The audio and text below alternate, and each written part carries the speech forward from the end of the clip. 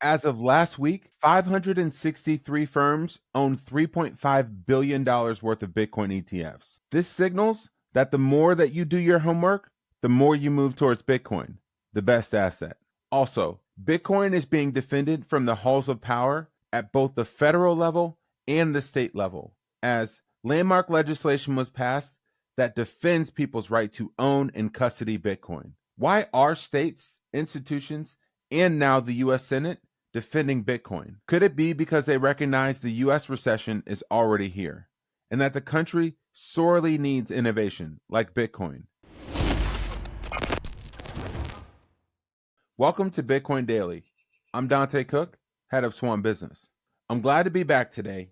A great friend and I and our two sons got to go down to the practice round of the PGA Championship down in Valhalla yesterday in Louisville. The kids got signatures from Rory McIlroy, DJ Dustin Johnson, Wyndham Clark, Lambeau Bryson DeChambeau, both Kims, Tom Kim and Siwoo Kim, and Tony Finau.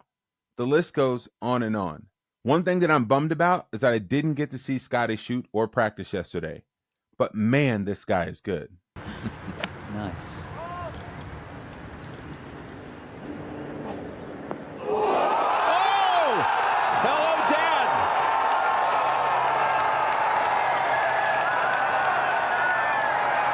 Okay. Can you believe that he did this on the first hole? One of the most ridiculous things that you'll see in golf is a slightly overweight man in ridiculous pants with a crazy beard and biker shades on, riding in a cart with a caddy walking behind him carrying his clubs. I don't understand. If John Daly is able to ride a golf cart on the course, then why can't his clubs or his caddy ride with him? Similar question. If institutions and heavily regulated firms are able to custody all kinds of assets on behalf of people or even for themselves, then why can't they custody Bitcoin again? This is precisely what the SEC was voting for in their SAB 121 ruling. And in one of the most surprising events, there was bipartisan majority voting to disapprove the SEC's motion that would disallow large corporations to custody Bitcoin and digital assets. Listen to what Bitcoin Capitol Hill champion Senator Lummis had to say about Gary Gensler and the SEC's approach to this ruling. The Senate could have avoided this if SEC Chair Gary Gensler was willing to direct staff to revise Accounting Bulletin 121 to keep customer digital assets off the balance sheets of custodians and engage in a transparent process. Refusing to revisit this policy after bipartisan criticism is odd. The majority of the SEC staff accounting bulletins from the last 30 years have been revisions and rescissions of prior guidance. Revisiting and fixing accounting standards, especially when there's a new technology, is warranted and encouraged. Guidance is meant to be flexible.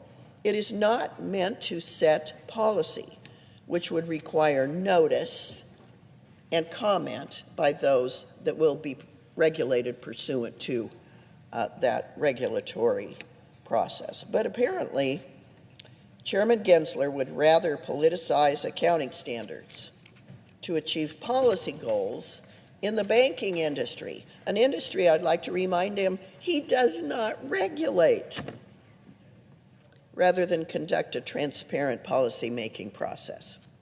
Maybe it's because Chairman Gensler knows that putting customer assets on the balance sheet is bad policy that would garner enough support to finalize a rule, or rather would not garner enough support to finalize a rule.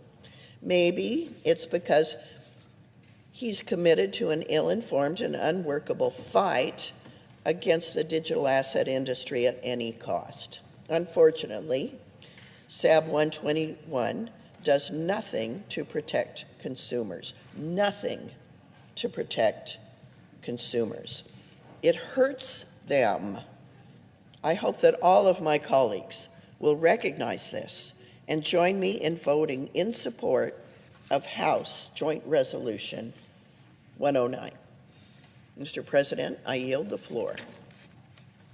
Also, in another landmark piece of legislation, the state of Oklahoma passed a bill that will defend its citizens' rights to custody Bitcoin, spend Bitcoin, mine Bitcoin, and also run a node.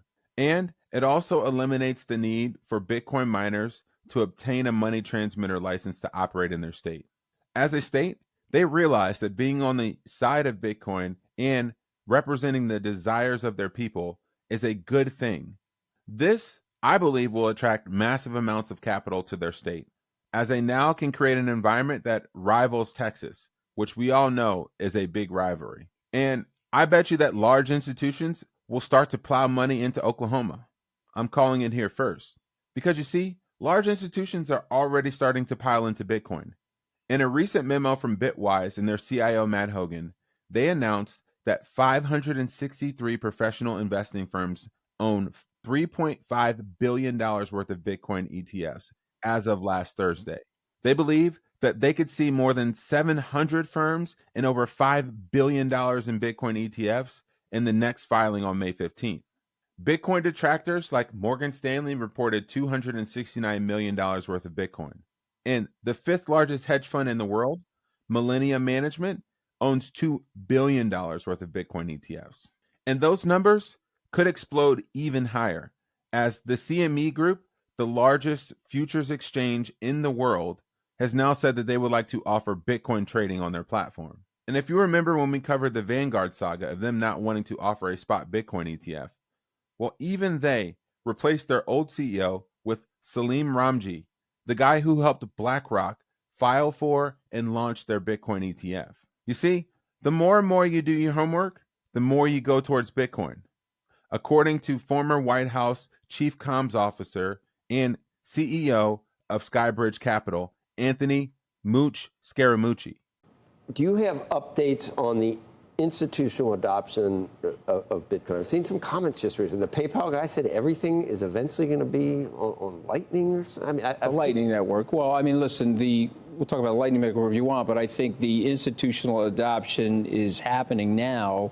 The state of Wisconsin announced. We expect other pension funds to announce. And, of course, Bitcoin now has the regulatory approval. And I think that was the rate limiting step for a lot of these large scale institutions. And just remember, if you're not long Bitcoin, you're possibly short Bitcoin in the sense that if you believe, and I think BlackRock has more or less said this, that this will be part of a long-term tactical asset allocation strategy for institutional investors, then at some point you've got to get long Bitcoin. Is it 1% of Bitcoin, 1.5% Bitcoin? I don't know. So a lot of smart institutions are saying, let me get long this thing before it becomes part of a total tactical asset allocation index. And I think that's starting to happen now, and that's very good for Bitcoin. Is it because it's a hedge against 34 trillion in money printing or whatever it is? Yeah, well, or is it going to be used to seamlessly transact around the world,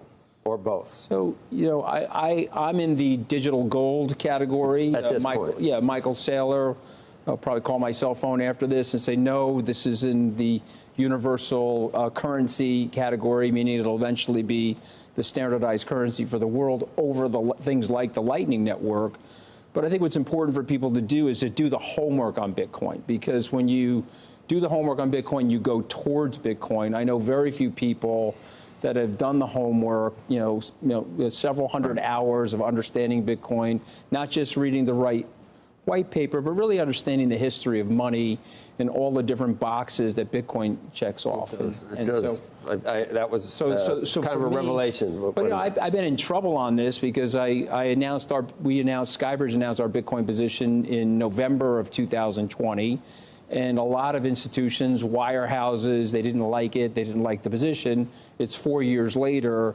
Now these very same wirehouses are adopting the position and are getting long the ETF, or at least allowing their financial advisors to recommend the ETF. And so, sometimes when you're early, you get a lot of bumps and scrapes. But I think it pays to be early in Bitcoin. And I think we're still early in Bitcoin. So why are states, institutions, and senators alike all defending Bitcoin right now? It's because they, like all of the American people, have been realizing for a long time that debt and inflation are a real problem, not just for the poor, the middle class, or the marginalized, but for all of us. The deficit does matter. It matters now, and it's going to matter more tomorrow and more the day after that. And every day we pretend that it doesn't matter, and the GAO says, well, it'll be a problem in 20. It's not going to be a problem in 2030. It's going to be a problem. It is a problem now. It is a problem now. We're seeing it. We're feeling it in housing, cost of living. It's already happening, and it looks like the dam is breaking, and we're trying to keep it from flooding us. And we do have some tools at our disposal. And it sounds like what you're saying is the only way out of this is we got to go through it. We're in a doom loop of economic crisis after economic crisis after economic crisis. Boom, bust, boom, bust. And the can can't be kicked down the road any further. The result of a post-2008 monetary and fiscal policy by the United States government is leading to a lower quality of life for people in America, and more importantly, people all around the world who don't have a stable currency like the US dollar. My colleague John Haar puts it well in this tweet. You see, everyone's been calling for this great crash or this great depression or recession where unemployment spikes or assets collapse and people lose their jobs. But we actually are in a recession. It just looks different than it has in the past. As inflation numbers, as you can see from this tweet from John, are wrecking the quality of life for everyone. It's like a recession and a depression all in one. Repression, a call for fiscal responsibility, and escaping fiat debasement isn't just a plea from the common man anymore. It's coming from the halls of power in Washington, D.C., and in the hills of Oklahoma. It seems like we're gearing up for a massive debate, and specifically with the elections coming up, of politicians, leaders, governments, and companies that are for Bitcoin and people that aren't. Let's wait and see. And with that, we're signing off for today. This is Dante Cook with Swan.com. If you enjoy the content in the videos that we've been putting out, please do like and share this video and subscribe to the channel. We're out. Happy stacking.